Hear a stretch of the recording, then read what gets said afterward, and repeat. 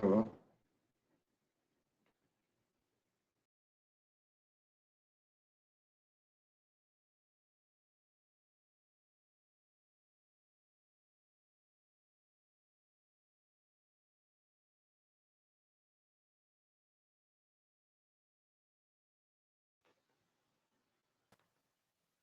Hello?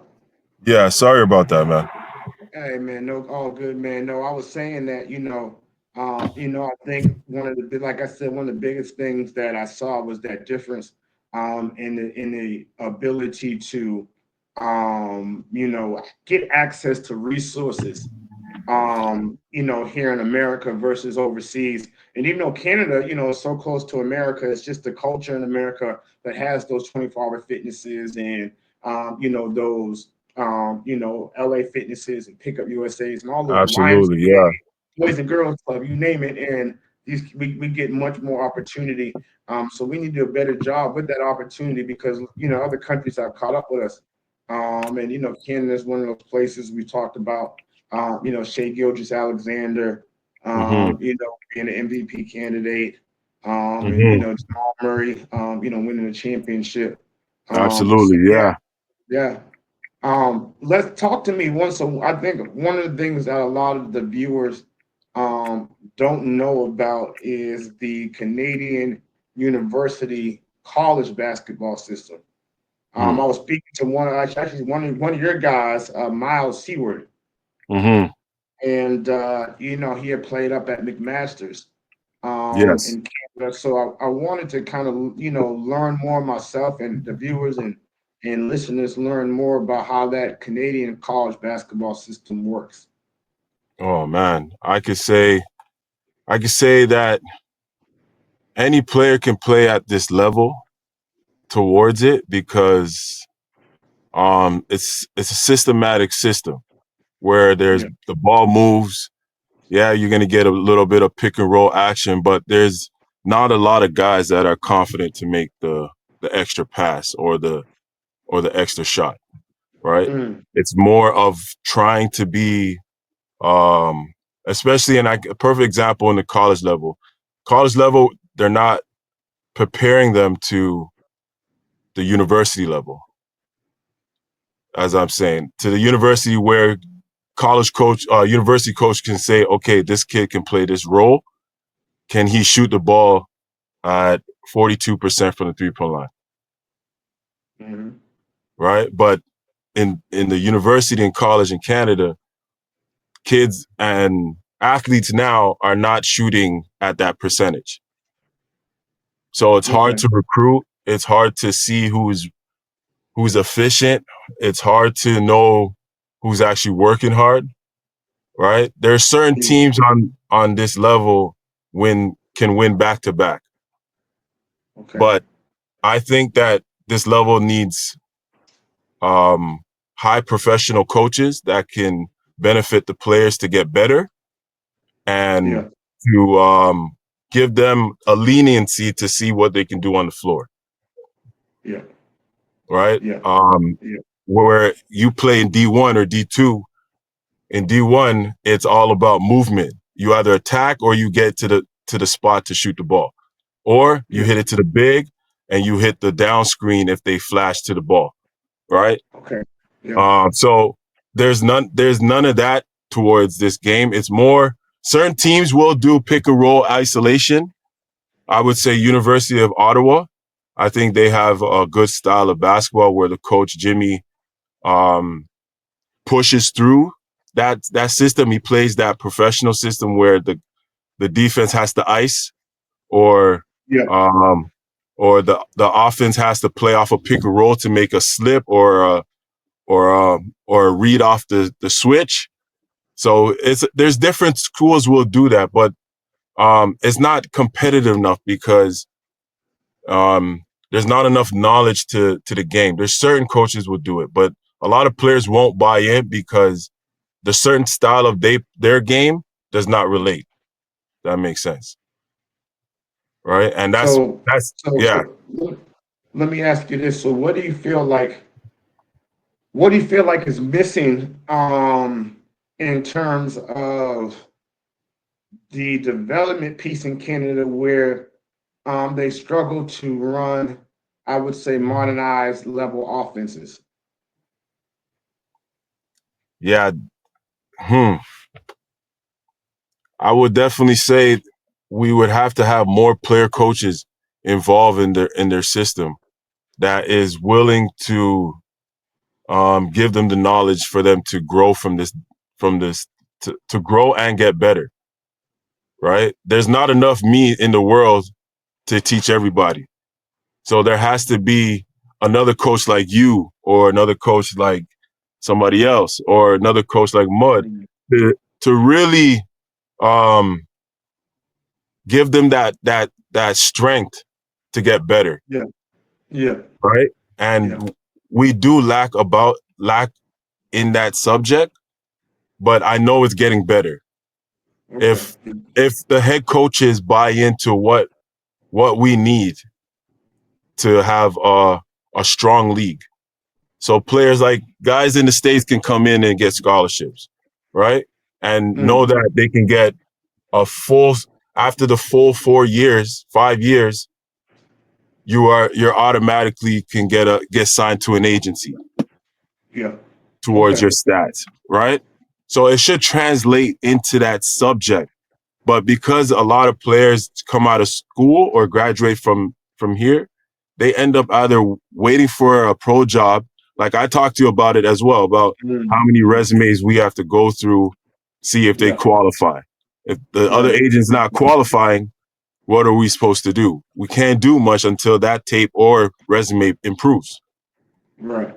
Right. So it's it's harder here for that to get their profiles and stats aligning to maybe a team in Italy can accept or a guard. Yeah. And there's a lot of point guards here, right? There's not a lot of Mm. bigs. So the the competition is very small. Mm. And a lot of guards are graduating, but it's hard because the coaches does not give them the right minutes for them to perfect. Right. Right. Well, let me So ask. So, mhm. in terms of the coaches at the high school and college level, are these coaches older? Are they younger? And are they would you say behind the times in terms of what they run and what their expectations are? And you think is that's some of the stuff that's holding back players is the old Absolutely. way that okay, okay, Absolutely.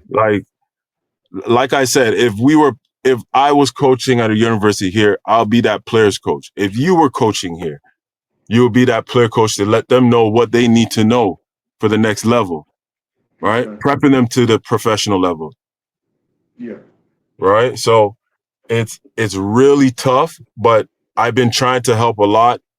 I can only do so much because I want to build the youth, right? The youth right, is in steady right now. They're learning mm, how to perfect their game at their age. And they absorb. The faster they absorb, the moment they hit 16, 17, we've done our job. yep, yep, yep. Well, let Right. me ask you this. So, Mm-hmm. talking about opportunities for players, in Canada, what is their familiarity with the NBL Canada? Well, the NBL Canada, I played in the NBL Canada for a year. Okay, And ever since then, it has gotten better, but it hasn't moved a lot of players overseas. okay, Right. So okay, it's really tough on players because when they show me NBL Canada, I'm like, okay, great. But what is your next step? What do you want out of this tape? yeah. Right? They're asking 2 to 3K. I'm like, brother, that's you're gonna have to start probably $1,000 or Yeah. 700 just to get that overseas experience, right? Well, yeah. Well, I think the NBL Canada from a competition standpoint, I think is comparable to places like Italy second team. Yes, you're right. Like let me I had a hold on, let me just pull this up. So I was looking at something earlier. Um, like German Pro A, the LEB Gold in Spain, Hmm. Pro B or Pro A in France, which are, those are all essentially second or third division leagues. Right. So I think, and I think players see the issue is that I believe players can make it out of NBL Canada. Okay. Yeah. But those are players who've had American US experience, right?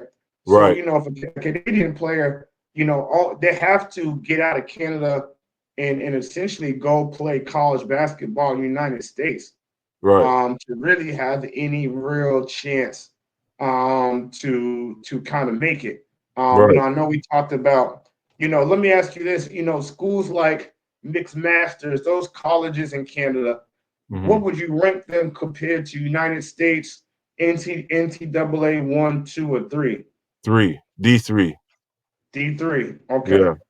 So yeah, so Division 3 level, you'd have to be, essentially all American or all region or something like that from a Division 3 level to Hmm. really be able to go think that you're going to get a contract.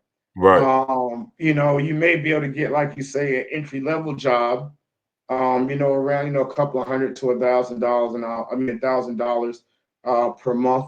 But you Hmm. gotta, you have to really go out and whatever opportunity you do get, you Right. have to dominate. Have And, to. and you guys got to understand that there's a lot of good players, a lot of good Absolutely. players. Hmm. And, it's not to make guys feel like they can't play, but you got to be the best in that particular setting to move up. Like, Right. you know what I'm saying? So Yeah. if you're gonna be playing at a school like McMaster's, which is you have to be like you need to average 25 and 10 assists. Like, Hmm. you gotta break all the records. You Yeah. know what I'm saying? You gotta break the records. And then if you go out to Dominican Republic and go play out there, you go to Dominican Republic and go play out there. When you go on in the event out there, you got to be the best player in the event.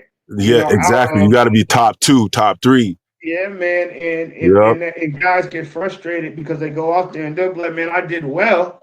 Like, your goal is not to do well. Your goal is to dominate. Exactly. Um, and whatever position you play, whether you're a guard, you can dominate scoring, passing, defense. If you're big, controlling the paint, blocking Hmm. shots, rebounding, et cetera, et cetera.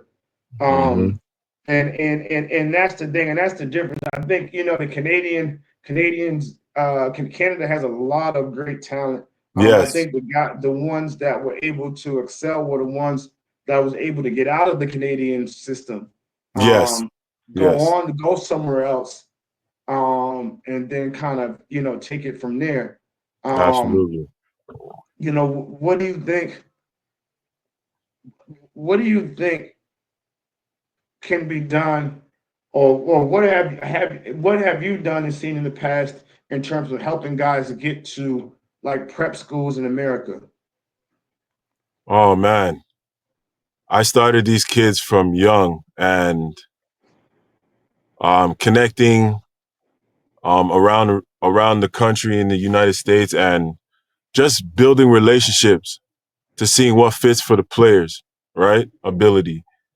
And I seen great success. There's a lot of kids that went to junior college, from prep school, junior college, from junior college, university, and then Mm, they would come back and come home and play university for 1 or 2 years, right? yeah. But from that progression, I seen about almost 200, 300 kids that I stopped from even getting them in trouble, right? Mm, I put basketball and knowledge in their minds to keep them steady so they understand their purpose, right. right? 100%. Yeah. And seeing them grow from there and having a whole bunch of letters and opportunity made made it a reason why I progressed on my training with them. Yeah. Yeah. Right. So Yeah. yeah, it's beautiful to see your own growth, looking up to you and doing it the same to other kids. Yeah, no, 100%. Right. Yeah, I think the biggest thing, is just is helping these guys understand Right. a roadmap, for success. Yes. That's it. Um, you know, Rather no matter if you're in America or Canada, even if you're an overseas player. Hmm. I had a kid who came over here from Germany, Yeah. and he's at a prep school here in Houston. Hmm. And he got all jacked up. He had met some guy from this NBA academy, and he Hmm. was supposed to go to one school, and they basically kind of scammed him and his family out some money, and Hmm. the I-9, stuff. And then he ended up at this school in Houston, and he's paying $700 a month. They got him actually living with the coach, Hmm. um, not really playing him all that much.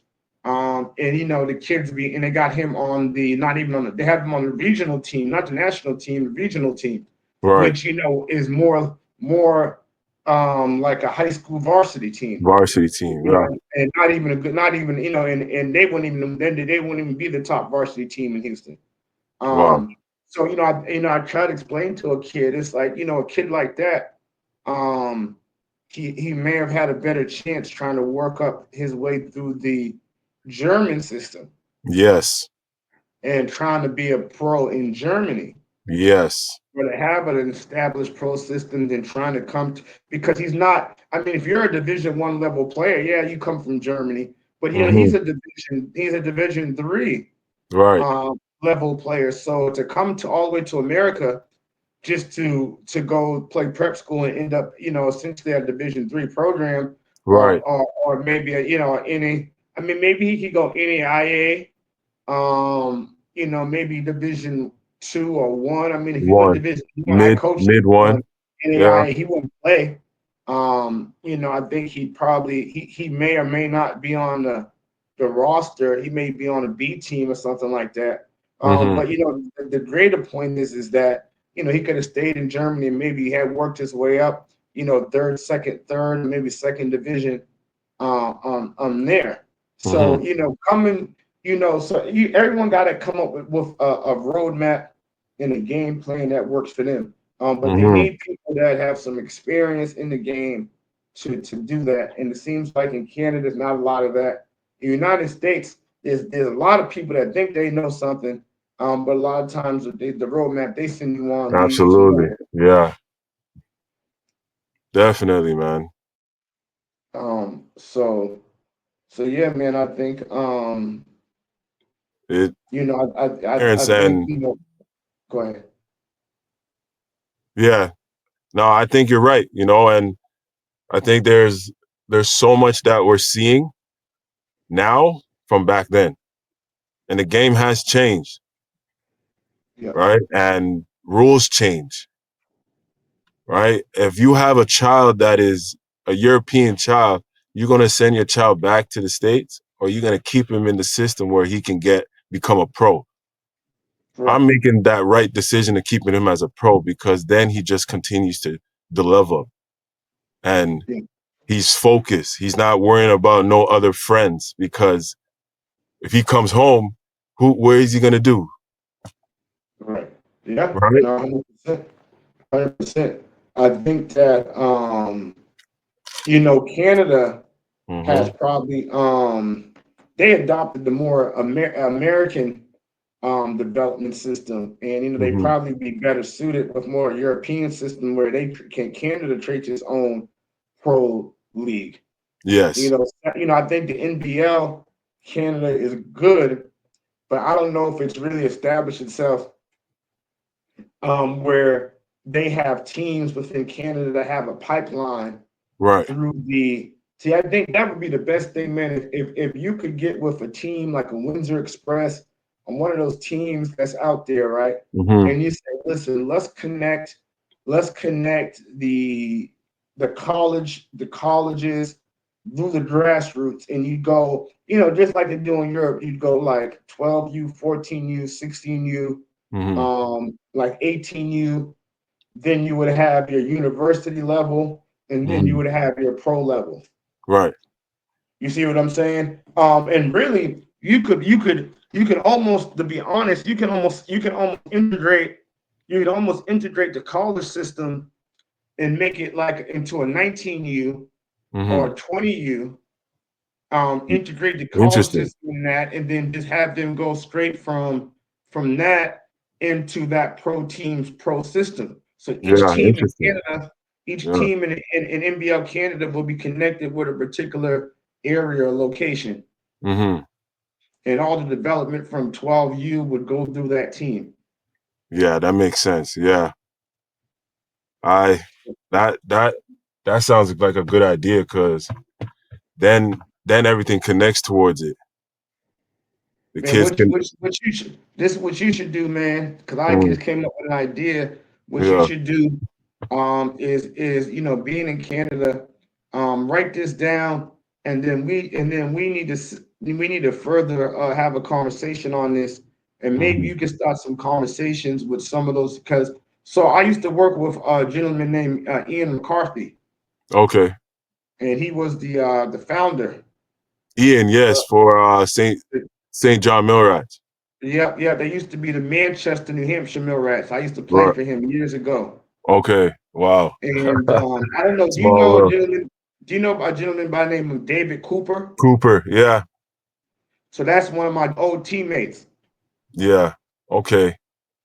Wow. Yeah, yeah, David Cooper's we actually were just talking yesterday. He was one of my old teammates, a good friend of mine.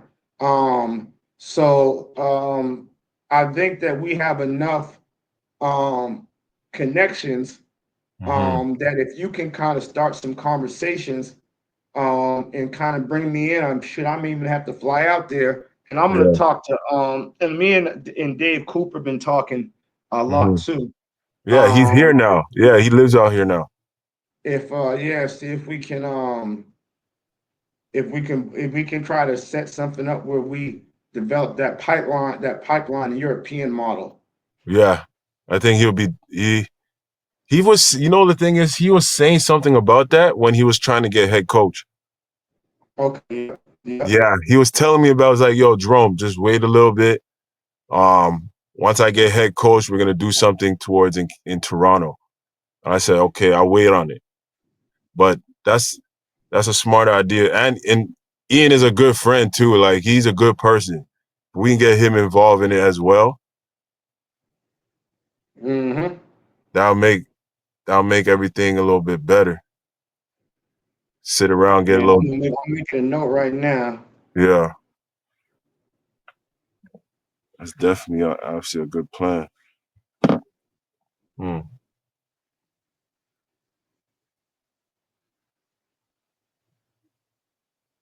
Yeah, man. Yeah, I think and a European doing that like a European development model. I just sent David Cooper. I said I'm gonna send him a message now before I forget. Hmm. Um, yeah, we go back, man. I know it's all back to Manchester, New Hampshire playing. Right. I don't know. The NBA trainer Trish Brickley. Yeah. Well, he was my backup point guard in prep school, and we all used to play against him with each other. Okay. Yeah, all the way. Ian McCarthy, Hmm. all in a small town in New Hampshire called Manchester. Yeah, yeah. They're telling me about that, but Yeah, man, uh, it's a I small place, about an hour outside of Boston. I'm originally from Boston, Boston. Massachusetts. Yeah. It's about an hour outside of Boston.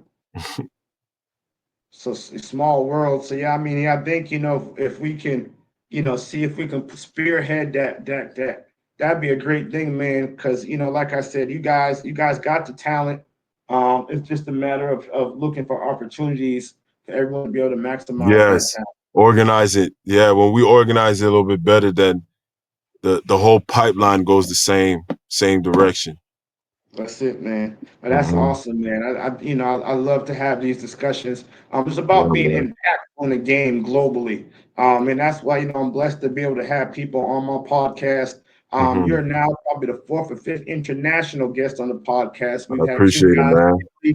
I had a woman from Spain on. So yeah, we're reaching a lot of people, and it's a blessing. And we hope that the information things we talk about is informative, makes you think. Me and Coach Jerome, we're just some guys who love the game of basketball, Yep. and have been blessed to be able to impact others through the game of basketball. Hmm. So I wanted to, before we close the podcast, man, is anything you wanted to say, Coach? Man, I just want to appreciate coming on to the show, and I hope a lot of people are inspired of how things work now and can continue to keep your head up and just push through it, because there's people out here like me and Pears are engaging your help, engaging the things that you need to prepare and pushing you guys to where you need to be, right? Not giving up, having faith, and let God do the rest. That's it. That's it, man.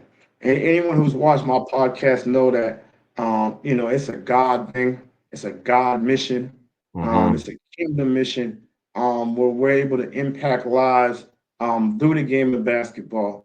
And use this platform to, like us, the name of the podcast is Truth in Sports. We talk a lot of sports, but hopefully, we make sure that we talk in a way which speaks to truth and power, right? Empowering folks, but ultimately, if you want to do anything in your life, if you want to be great at anything in your life on and off the court, it starts with faith in the Most High, and faith in obedience and doing things His way. And when you follow the playbook of the Most High, you're definitely going to be a championship and a Hall of Fame player in the game and in life. So just always remember that.